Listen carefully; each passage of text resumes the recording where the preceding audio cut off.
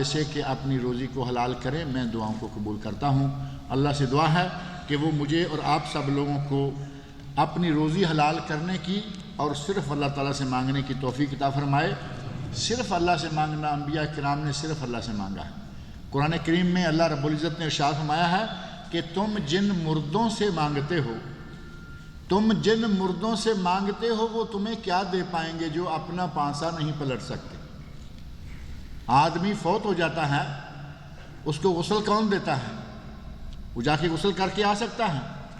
اس کے کپڑے کون بدلتا ہے؟ کفن کون پہناتا ہے؟ کوئی کتنا بڑا ولی کیوں نہ ہو، نبی کیوں نہ ہو، صحابی خلیفہ راشد کیوں نہ ہو، ہمارے نبی کو صلی اللہ علیہ وسلم کو فوت ہونے کے بعد صحابہ نے غسل دیا، معروف ہے یا نہیں؟ صحابہ نے کفن پہنایا، صحابہ نے قبر میں دفن کیا، اور یہ سلسلہ صرف ہمارے نبی کے ساتھ نہیں، ہر کسی کے ساتھ ہے۔ جو آدمی فوت ہو گیا وہ دوسروں کا محتاج ہو گیا۔ ہمارے ولی چاہے کتنے بزرگ کیوں نہ ہوں، فوت ہونے کے بعد ان کا غسل، ان کے کپڑے بدلنا، نہلانا، قبر میں ڈالنا۔ اللہ والو، جب یہ زمین سے ابھی باہر ہے، ابھی زمین پر ہے، صرف اس کی روح کی تان جو ہے وہ ٹوٹی ہے، تو وہ ہمارا محتاج ہو گیا۔ غسل اسے ہم دیں، کپڑے اس کے ہم بدلیں، قبرستان تک اٹھا کر اسے ہم لے جائیں، اور جب اس کو قبر سے 1.5 میٹر نیچے دبا کے اوپر مٹی ڈال کے چلے آئیں تو پھر وہ ہمارے لیے مشکل کشا بن جائے، کوئی معقول بات ہے؟ جب وہ اپنا کچھ نہیں کر سکتا، وہ کسی کا بالکل ہی کچھ نہیں کر سکتا۔ اللہ رب العزت نے ہمیں توجہ دلائی کہ جو مر چکے ہیں ان سے نہ مانگو، جو حی قیوم ہے مانگو تو اس سے مانگو، جو دے سکتا ہے، جس کے خزانوں میں کوئی کمی نہیں ہے۔ ان سرکاروں، درباروں، مزاروں اور قبروں سے نہ مانگو، یہ تو فوت ہو گئے، ان کے جتنے بھی اچھے عمل تھے وہ ان کے لیے، معاملہ ختم ہو گیا، اس دنیا سے ان کا تعلق ختم ہو گیا۔ اب وہ ہماری دعاؤں کے محتاج ہو گئے ہیں۔ ہم قبرستان کی زیارت کے لیے جاتے ہیں تو ہم ان کے لیے دعائیں مانگتے ہیں۔ کتنا جاہل ہے وہ انسان جو جا کے ان سے مانگے کہ تو میرے لیے کچھ کر دے، وہ تو اب اپنے لیے کچھ نہیں کر سکتے۔ دعائیں مانگو، صرف اللہ سے مانگو۔ نبی صلی اللہ علیہ وسلم ارشاد فرماتے ہیں اذا استعنت فاستعن باللہ، اذا استعنت فاستعن باللہ، مدد مانگو صرف اللہ سے مانگو۔ وَإِذَا سَأَلْتَ فَاسْأَلِ اللَّهِ، سوال کرو تو صرف اللہ سے سوال کرو۔ اللہ تعالیٰ مجھے اور آپ سب لوگوں کو اللہ سے مانگنے کی توفیق عطا فرمائے۔ اللہ تعالیٰ مجھے اور آپ سب لوگوں کو نیک عمل کی توفیق فرمائے۔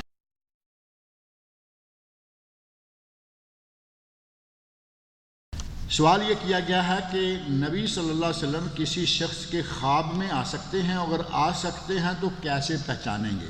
پہلا حصہ تو صحیح ہے کہ خواب میں آپ آ سکتے ہیں، دوسرا حصہ جو ہے نا کہ کیسے پہچانیں گے۔ صحابہ کرام رضی اللہ عنہم نے نبی صلی اللہ علیہ وسلم کو دیکھا ہوا تھا، وہ تو ظاہر ہے کہ پہچان سکتے ہیں کہ یہ میری خواب میں آنے والے واقعی نبی ہیں۔ اب ہما شما، میں اور آپ، ہم کیسے پہچانیں گے؟ ہم نے خواب میں دیکھا، کسی نے کہہ دیا کہ یہ نبی ہیں، ہم نے دیکھا داڑھی بھی ہے اور کوئی اسلامی ڈیزائن بھی ہے، تو ہم تو مان لیں گے کہ ٹھیک ہے واقعی یہ نبی ہیں۔ نبی صلی اللہ علیہ وسلم نے شاہ فرمایا کہ شیطان میری صورت میں کبھی نہیں آ سکتا، شیطان میری صورت میں کبھی نہیں آتا۔ ہم لوگوں نے اس سے ایک اپنا ہی مفہوم نکال لیا کہ جو نبی کو خواب میں دیکھتا ہے وہ نبی ہی کو دیکھتا ہے۔ بھائی یہ تو ضروری نہیں ہے، مجھے جب نبی کا چہرہ مورا، نبی کی شکل و صورت، نبی کے چہرہ مبارک کے نقش و نگار مجھے معلوم نہیں، کسی آدمی کے خواب میں کوئی بھی داڑھی والا آ گیا، اسلامی لباس ہے، اور دوسرا ساتھی کہہ دیتا ہے کہ یہ نبی ہیں، تو ہم سمجھیں گے نبی ہیں۔ وہ کہنے والا ساتھی بھی اگرچہ داڑھی میں ہے، ہو سکتا ہے وہ ابلیس ہو اور یہ اسی کا کوئی چیلا ہو، یا کوئی نیک ہی ہو لیکن نبی نہ ہو۔ یہ ممکن ہے یا نہیں؟ نبی صلی اللہ علیہ وسلم خواب میں آ سکتے ہیں، خواب میں آیا کرتے تھے، لوگ دیکھا کرتے تھے، دیکھ سکتے ہیں۔ شرط یہ ہے کہ وہ آدمی نبی کے چہرہ مورا کو پہچاننے والا، ڈیل ڈول، جسم، جسامت، چال ڈال، یہ ساری چیزیں اگر اس نے پڑھ رکھی ہیں شمائل مصطفیٰ نامی کتابوں کے حوالے سے، اور دارالاسلام نے ایک کتاب پچھلے دنوں چھاپی ہے، آئینہ جمال نبوت۔ آئینہ جمال نبوت چھوٹی سی کتاب ہے، میرا خیال ہے 70-80 صفحے کی کچھ ہے، بہترین کتاب ہے۔ وہ کتاب پڑھا کریں، یا اس طرح کی کوئی کتاب پڑھا کریں جس میں نبی صلی اللہ علیہ وسلم کے جسم مبارک کے تمام اعضاء کو بڑا نمایاں طور پر بتایا گیا کہ ایسا رنگ تھا، آنکھیں ایسی تھی، دانت ایسے تھے، چہرہ مبارک، ہونٹ، جسم کا رنگ، اور چال ڈال، کھانے میں مرغوبات یہ، پینے میں یہ، اور ان چیزوں کو آپ اچھی طرح یاد کیے ہوئے ہیں۔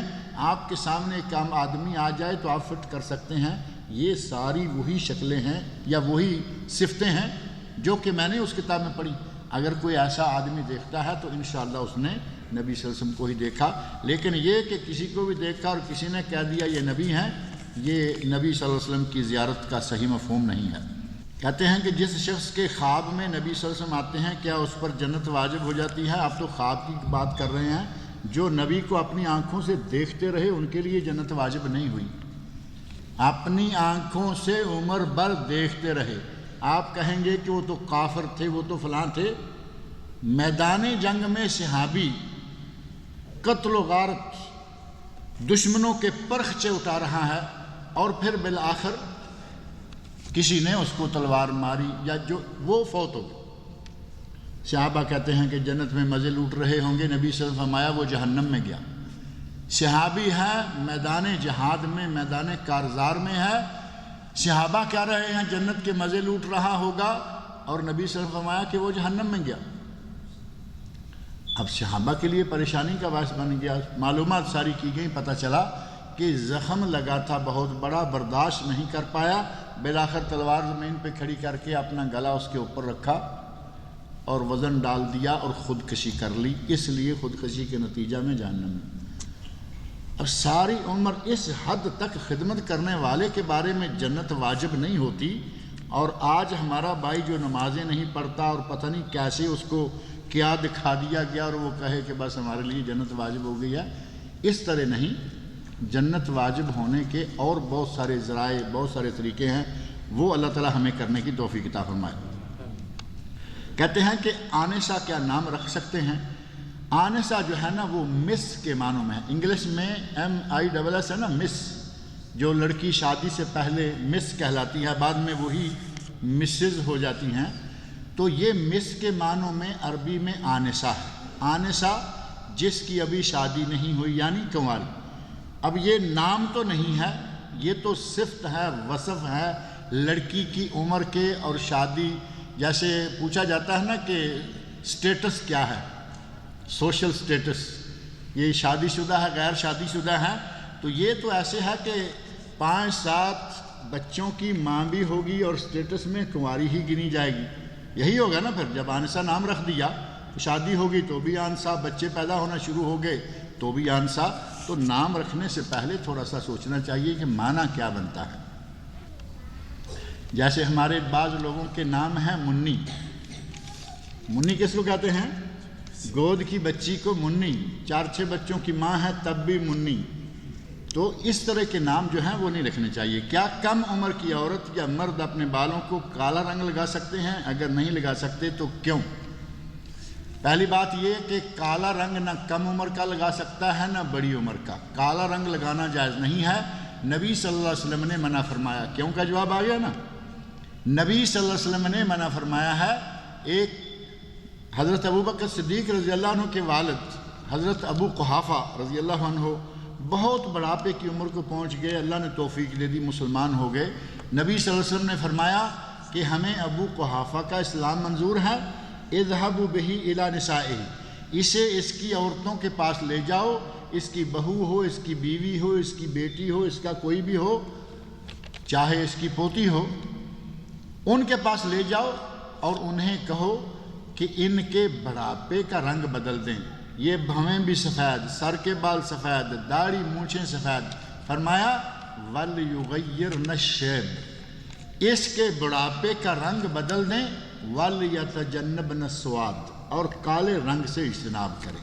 کالا رنگ جوان لگائے تب بھی غلط، اور بوڑھا لگائے تو اس سے بھی زیادہ غلط۔ سیاہ کالا رنگ بوڑھے چہرے پہ ویسے ہی اچھا نہیں لگتا، وہ عجیب سا لگتا ہے۔ تو عورتوں کو ایک آج کل بیماری کہیں، فیشن کی بیماری کہیں، کچھ بھی کہیں، جس دن جس رنگ کا سوٹ پہنتی ہیں اس دن اسی رنگ کا بالوں کو ڈائی کر لیتی ہیں۔ کالے بالوں کو کوئی دوسرا رنگ دینا منع ہے، کالے رنگ کو، لیکن وہی بال سفید ہو جائیں، آپ 50 رنگوں میں سے کالا چھوڑ دیں، کوئی بھی رنگ کریں، کوئی ممانعت نہیں ہے۔ سوال یہ ہے کہ باجماعت نماز کے دوران اگر کوئی تیسری رکعت میں شامل ہو تو کیا وہ سورہ فاتحہ کے بعد قرآن کی کوئی اور سورت پڑھ سکتا ہے یا نہیں؟ باقی رہ جانے والی رکعت کیسے پڑھے گا، اس کی ترتیب کیا ہوگی؟ تیسری رکعت میں شامل ہوا تو اس کا معنی یہ ہوا کہ اس کی 2 نکل چکی ہیں، 2 نکل گئی ہیں، تیسری میں شامل ہو گیا، چوتھی بھی اس کی ساتھ ہوگی۔ اب جو 2 نکل چکی ہیں ان کو پڑھنے کا طریقہ یہ ہے کہ وہ قضا سمجھ کے، جو نکل گئی قضا سمجھ کے ادا کرے گا تو قضا ویسی ہی پڑھی جاتی ہے جیسی کہ قضا ہوئی۔ اب جو قضا ہوئی ہے اس میں سورہ فاتحہ اور ساتھ کوئی سورت بھی تھی، امام تھا تب، جہری تھی تب، سری تھی تب، اور اب یہ اٹھ کے انہی 2 رکعتوں کو جب قضا کرے تو اسے سورہ فاتحہ کے ساتھ کوئی سورت پڑھ لینی چاہیے۔ لیکن دوسری روایت میں آتا ہے کہ جو امام کے ساتھ ملے، جتنی مل جائے پڑھ لے، اور جو نکل چکی ہے اس کو پورا کر لے۔ اب پورا کرنا اور قضا کرنا دونوں لفظ موجود ہیں، اور بعض اہل علم نے کہا کہ ان دونوں کا معنی ایک ہے کہ اسے پوری کر لے، یعنی وہ صرف سورہ فاتحہ پڑھے اور رکوع چلا جائے، اس کی نماز ہو جائے گی، اس کی نماز بہرحال ہو جائے گی۔ سورہ فاتحہ پڑھ کے چلا جائے، اس کی نماز ہو جائے گی، چاہے 4 رکعتوں میں ایسا کیوں نہ کر لے، کیونکہ سورہ فاتحہ ایک رکعت کے لیے کافی ہے، کوئی دوسری صورت ملانا سنت ہے، ثواب ہے، لیکن واجب نہیں۔ اگر سورہ فاتحہ پڑھی، رکوع چلا گیا، کافی۔ اور آپ کو معلوم ہوگا کہ سورہ فاتحہ کے ناموں میں سے ایک نام کافیہ بھی ہے، کافیہ جو دوسری صورتوں سے کفایت کر جاتی ہے، اکیلی سے 1 رکعت ہو جاتی ہے۔ لہذا اگر یہ صرف سورہ فاتحہ پڑھ کے 2 رکعتیں پڑھ لے گا تب بھی جائز ہے، لیکن اگر یہ سورہ فاتحہ کے بعد کوئی صورت ملا لیتا ہے تو پھر بھی جائز ہے، بلکہ انشاءاللہ ثواب بڑھ جائے گا۔ اور جمعہ کے خطبہ کے دوران آنے والے نمازی سنت یا نفل پڑھتے ہیں، کیا یہ درست ہے؟ جمعہ کی نماز میں سنت رکعتوں کی تعداد اور ترتیب بھی بتائیے۔ پہلی بات یہ ہے کہ کچھ لوگوں کو عادت ہے آئیں گے بیٹھ جائیں گے، جیسے ہی امام دوسرا اصل خطبہ شروع کرتا ہے اٹھ کے رکعتیں پڑھنا شروع ہو جائیں گے۔ مسجد میں داخل ہونے والے کے لیے نبی صلی اللہ علیہ وسلم کا ارشاد یہ ہے کہ جمعہ ہو نہ ہو، دن ہو رات ہو، چاہے کوئی بھی وقت ہو، جو آدمی مسجد میں داخل ہو اور بیٹھنا چاہے وہ 2 رکعتیں پڑھے بغیر نہ بیٹھے، وہ جمعے میں بھی وہی ہے، بغیر جمعہ کے بھی وہی ہے۔ یہ سنتیں اور نوافل خطبے کے دوران نہیں ہوں گے، یہ 2 رکعتیں جو تحیۃ المسجد کی ہیں یہ پڑھے بغیر بیٹھنا جائز نہیں ہے، لہذا وہ ضرور پڑھا کریں۔ رہا معاملہ جمعہ کی سنتوں کی ترتیب کیا ہے، یہ 2 رکعتیں ہو گئی شروع میں، اگر خطبہ شروع نہیں ہوا تو پڑھتے جائیے 2 کر کے، 2 4 6 8 10 جتنی چاہیں پڑھیں، کوئی حرج نہیں ہے، لیکن کم از کم 2 پڑھے بغیر مسجد میں نہ بیٹھیں۔ جمعہ کا خطبہ ہو رہا ہو، جمعہ سے پہلے آ جائیں، دوسری کسی نماز کا وقت ہو، دن ہو یا رات ہو۔ اور فرضوں کے بعد نبی اکرم صلی اللہ علیہ وسلم کا ارشاد ہے، جو آدمی فرضوں کے بعد مسجد میں سنتیں پڑھنا چاہے وہ 4 پڑھے، مسجد میں پڑھیں تو 4 پڑھیں۔ آپ گھر تشریف لے گئے اور آپ نے 2 پڑھی، آپ گھر تشریف لے گئے آپ نے 2 رکعتیں پڑھی، تو اس کا معنی یہ ہوا کہ مسجد میں پڑھیں تو 4 پڑھ لیں، گھر میں جا کے پڑھیں 2 پڑھ لیں، سنت مکمل ہو گئی۔ لیکن اگر کوئی مسجد میں 2 پر ہی کفایت کر لیتا ہے تو انشاءاللہ جائز ہے، لیکن ثواب کم ہو جائے گا، 4 والے کا ثواب کہاں اور 2 والے کا ثواب کہاں، لہٰذا مسجد میں 4 رکعتیں پڑھیں، اور افضل و بہتر شکل یہ ہے کہ 2 رکعتیں کر کے پڑھیں۔ وہ اس لیے کہ ہمارے کچھ لوگ وہ بھی ہیں جو ظہر کے فرض بھی بعد میں پڑھتے ہیں، جمعہ کے بعد جمعہ بھی پڑھ لیا، صحیح سلامت مکمل ٹھیک ٹھاک سنت کے مطابق جمعہ ہوا، پھر 4 فرض ظہر کے بھی پڑھے، کہتے ہیں جی یہ ظہر احتیاطی ہے۔ کہاں کہاں احتیاط کریں گی؟ کون سی نماز ہے جس کی کہتے ہیں جمعہ نہیں ہوگا تو ظہر ہو جائے گی، تو اس کا مطلب یہ ہوا کہ پھر آپ یہ سلسلہ جاری رکھیے کہ یہ نماز نہیں ہوئی تو میں ایک اور پڑھتا ہوں، شاید وہ ہو جائے گی۔ کس نماز کا آپ لکھوا کے آتے ہیں کہ یہ ہو گئی ہے، بس ایک ہی کافی۔ یہ تو سارے معاملے ہمیں اللہ کے سامنے ڈال، اپنی طرف سے کوشش کریں تمام سنتیں، فرائض، واجبات، مستحبات ادا ہوں، ارکان مکمل ہوں، پھر معاملہ اللہ پہ ڈالیں کہ وہ اس کو قبول کرتا نہیں کرتا۔ ایسے ہی شک میں مبتلا رہنا کہ وہ نہیں ہوئی تو یہ ہو جائے گی۔ ان لوگوں کے عمل کے پیش نظر جو آدمی سنتیں پڑھتا ہے وہ 2 پڑھے سلام پھیرے، پھر 2 پڑھے سلام پھیرے، تاکہ کوئی دوسرا جاہل یہ نہ سمجھ لے کہ یہ بھی میری طرح ظہر احتیاطی ہی پڑھ رہا ہے۔ فرق سمجھ میں آیا نا؟ تاکہ اس قسم کے آدمی کو کہیں یہ دلیل نہ مل جائے کہ یہ بھی 4 فرض پڑھتا ہے جیسے میں پڑھتا ہوں، جبکہ اس نے سنتیں پڑھنا شروع کی ہیں۔ اللہ سے دعا ہے کہ وہ مجھے اور آپ سب لوگوں